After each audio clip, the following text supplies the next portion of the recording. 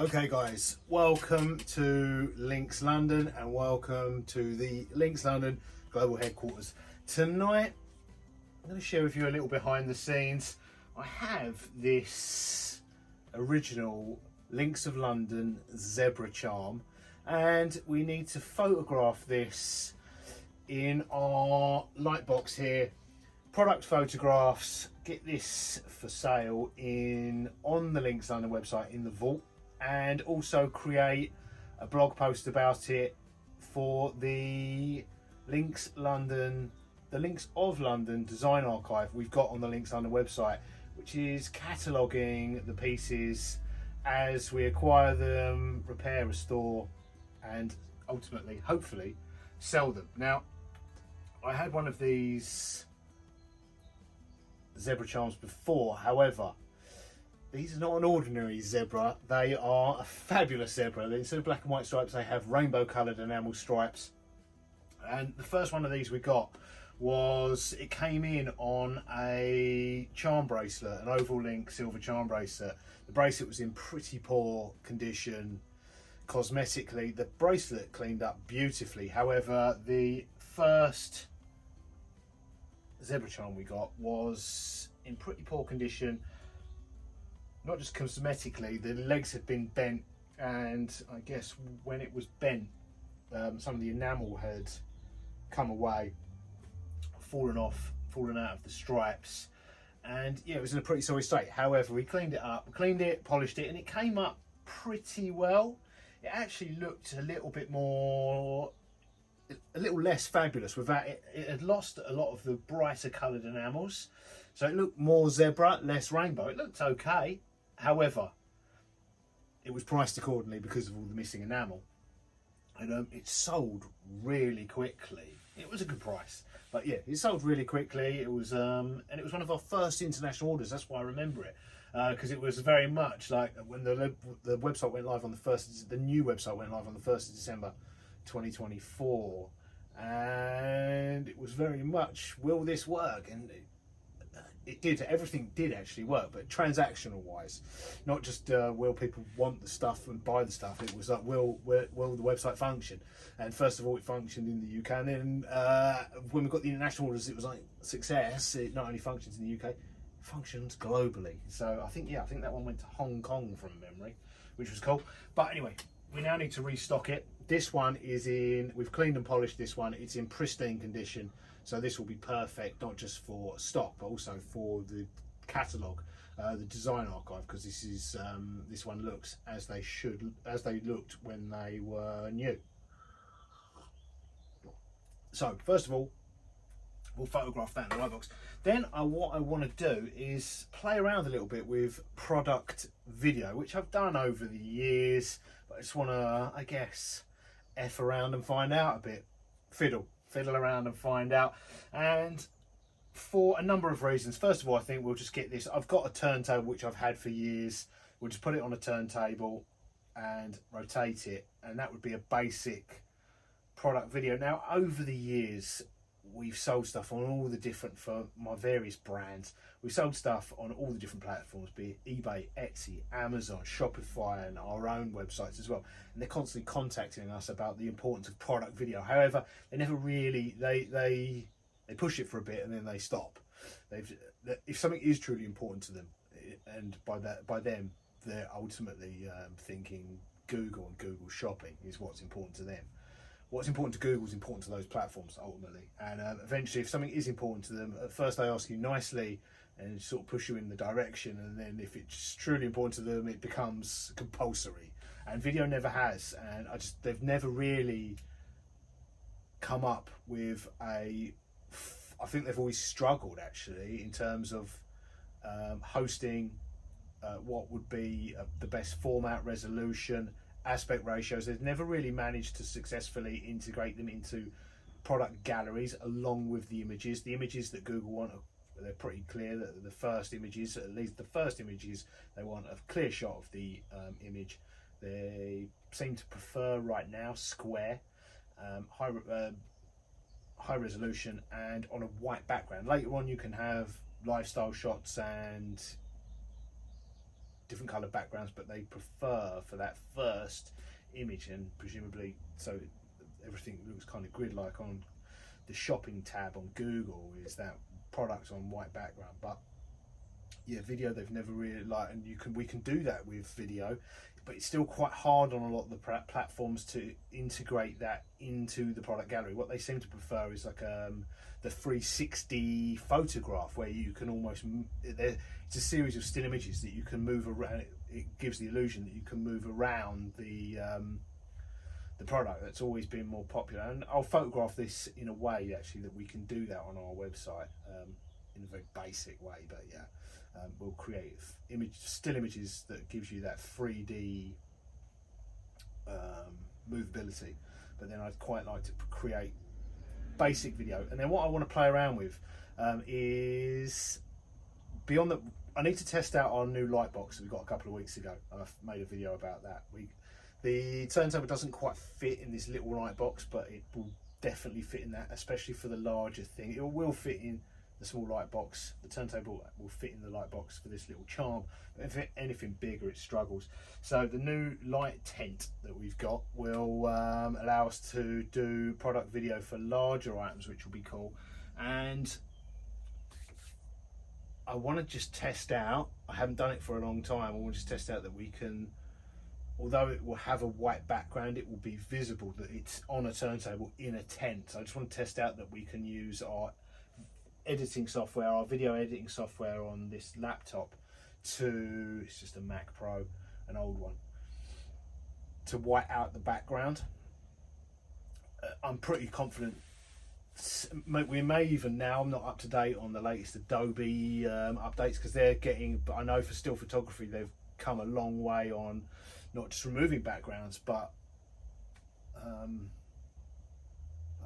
what was it called, generative expand and stuff. Like they go like things are moving faster than I can keep up with. But right now we're going to use basic editing software to see if we can remove the background in the tent, get a nice rotation of the video.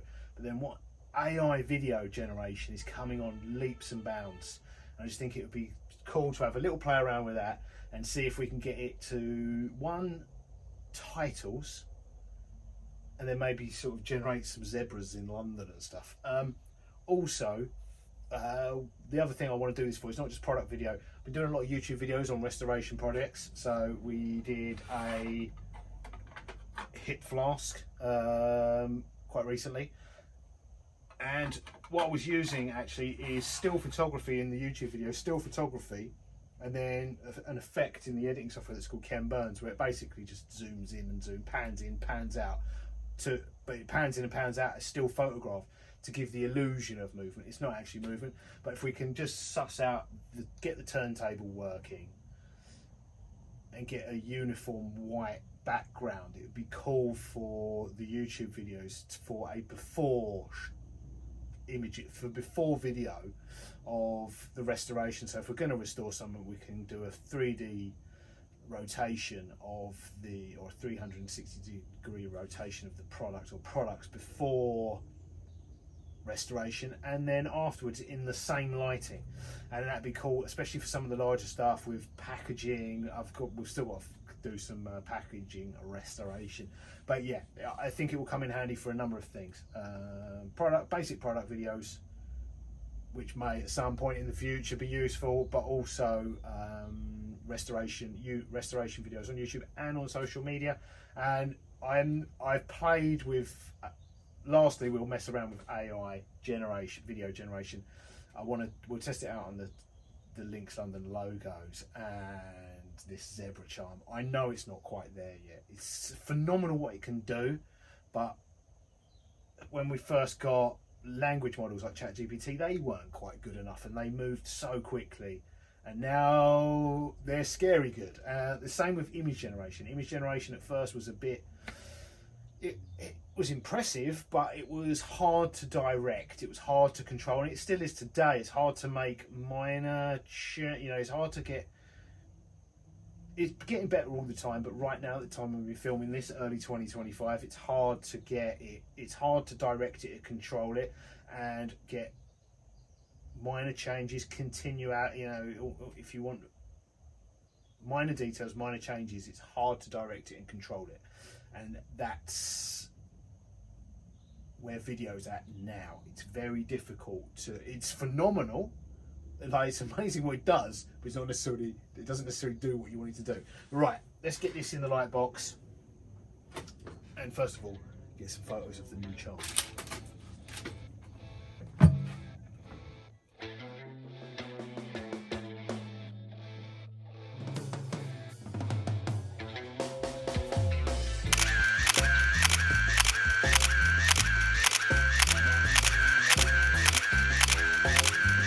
Okay, just using an iPhone Pro Max, the light box, then airdropping the images to this old MacBook. Using the editing software, we can get some really good looking close-up pictures, perfect for e-commerce. Real simple setup, but really good results. And the Rainbow Zebra looks pretty good. The main thing with product photography is to get the pictures to be an accurate representation of the product customers are going to receive, rather than, in the terms of new stuff, you don't want it to look better because they're going to be disappointed and send it back. And for vintage stuff, likewise, you don't want to make it look worse or unrealistic, but you do want to highlight, let's say, not necessarily flaws, the characteristics. You know, any details that the photographs are very much part of the description, and that is a pretty good representation of the charm customers are going to receive. It's looking good, and the way I've actually photographed this, will be able to implement that into a 360-degree view on the website. But now I want to play around with video a little bit, and I've got this, I've had this for a long time. It's just a very simple USB powered turntable, pretty small, and I know that just about fits in the light box. I should be able to try that. I'm going to try it in the light box here, but then I've got the Light 10 that we got a few weeks ago for the bigger silverware items. I also want to test it out in there, just to test that we can remove the background like this, because these pictures do require quite a bit of editing in terms of increasing the exposure and contrast and what have you. When these are, if I show you, straight out of the camera, bear in mind this is in a light box with that camera, it looks like that, but before editing they look like that, pretty dull, not really suitable for e-commerce. So yeah, I'm hoping we can do the same with the video. That's what this test's all about. We'll use the turntable, and I've got this white sheet which we'll put in there as well, so that will be a good test for lighter objects, just to make sure that we can actually use editing to get rid of that as in the background of the products. But let's get in the Light 10, test out the video.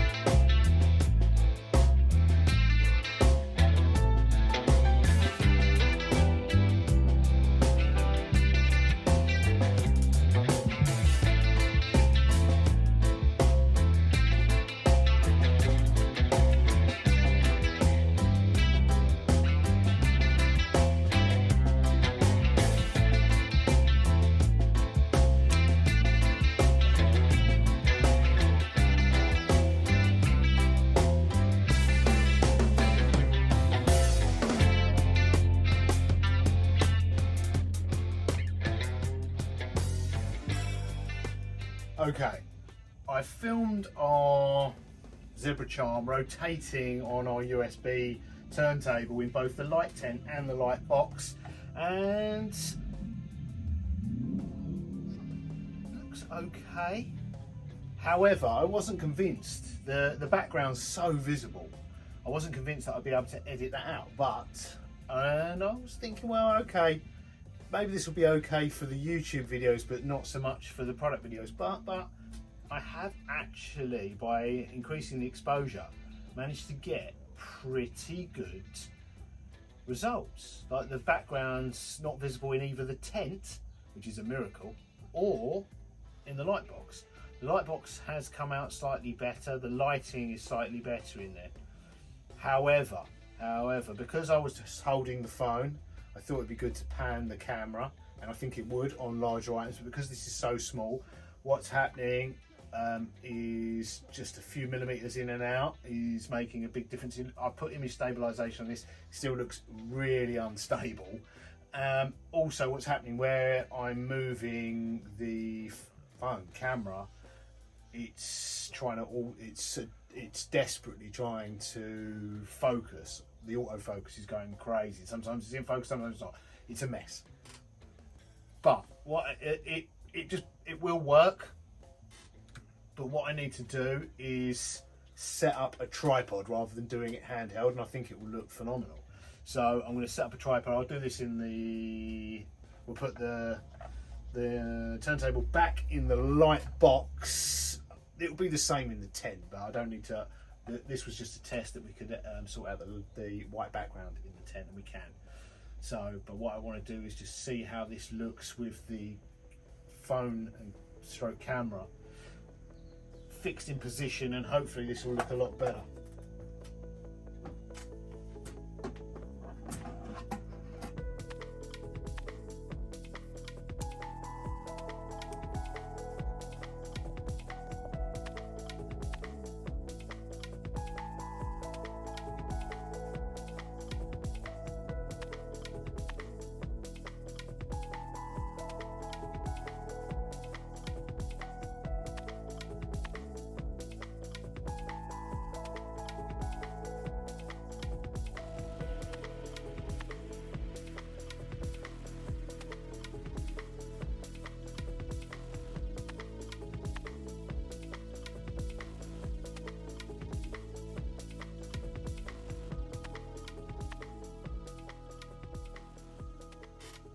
Okay, using the tripod, that looks so much better. I've edited the footage again to make the background white, and that would be perfectly useful as product video, which is great because I haven't done this for a while, and this was really just to play around and find out what we were capable of with our current little setup, and that would be fine as is. I think if I was just to crop that as square, it could be uploaded as is. But what I want to do is now play around a little bit and see where AI is at. I'm pretty confident at some point we're going to be using AI video, even if it's just for generating titles in the near term, titles and transitions. It's going to be super helpful for that, and better than I am. Very soon. Right now, I know it's not quite ready, but I still want to have a little play around with it. So let's try and create some titles for this. And maybe I've got two shots here, so maybe transition. I'm thinking a zebra, which maybe upload the image to. I'm going to use OpenAI's software. I was playing around with Runway last year, and that was again impressive, but not quite. I could see it was in the same place that language models were in a long time ago, and image generation was in maybe just a year ago. Impressive, but not quite usable commercially. And I think that's where we're at now, but it'll be fun to play with. So yeah, let's get some AI zebras. Titles first.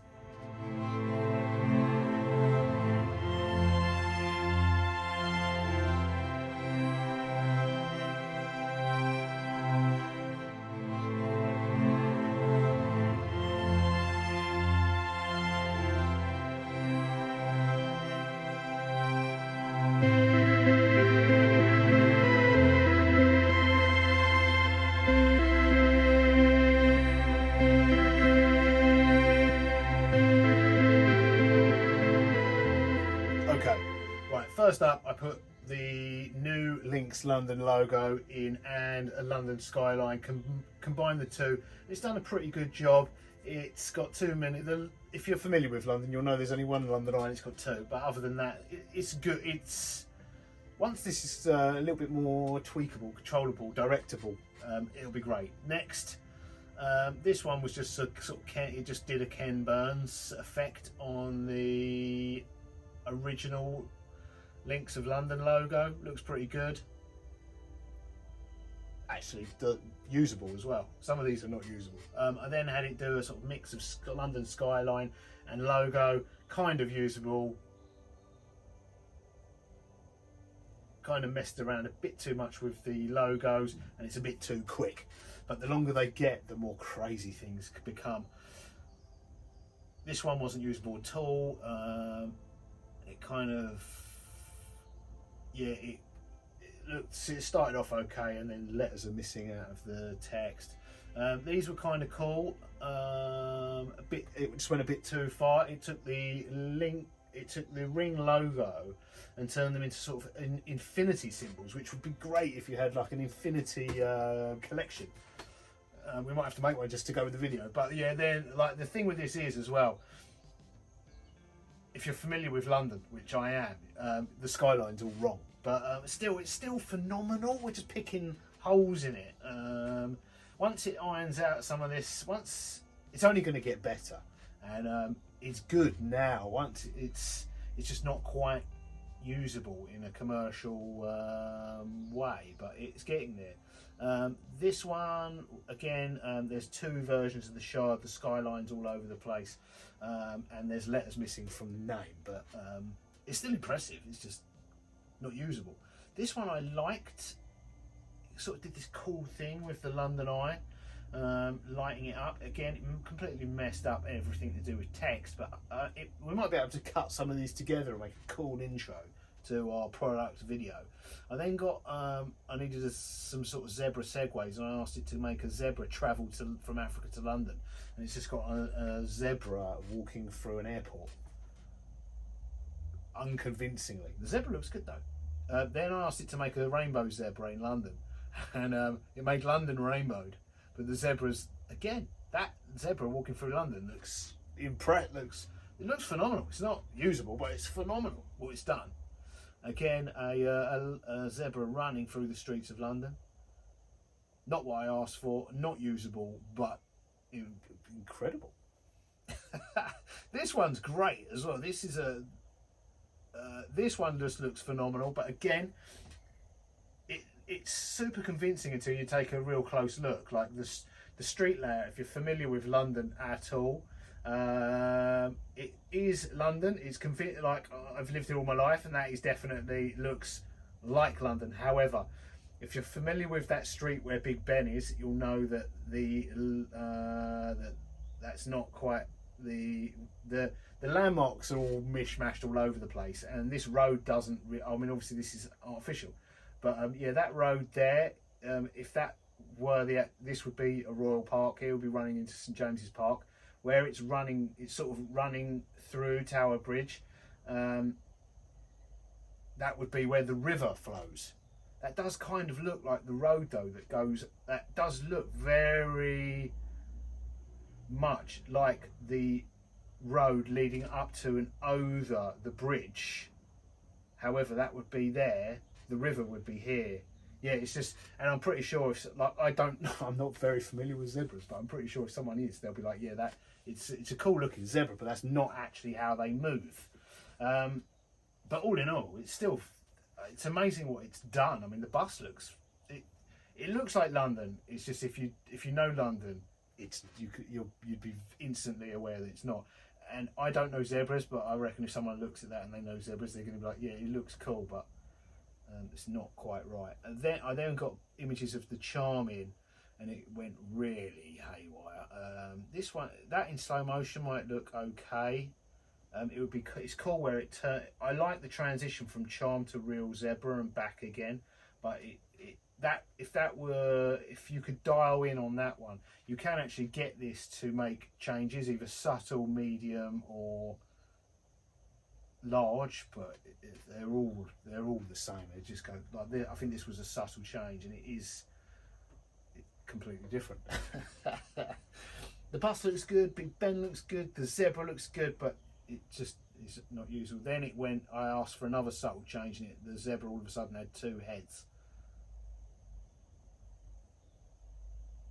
I'm not sure which is the front end of the zebra and which is the back there.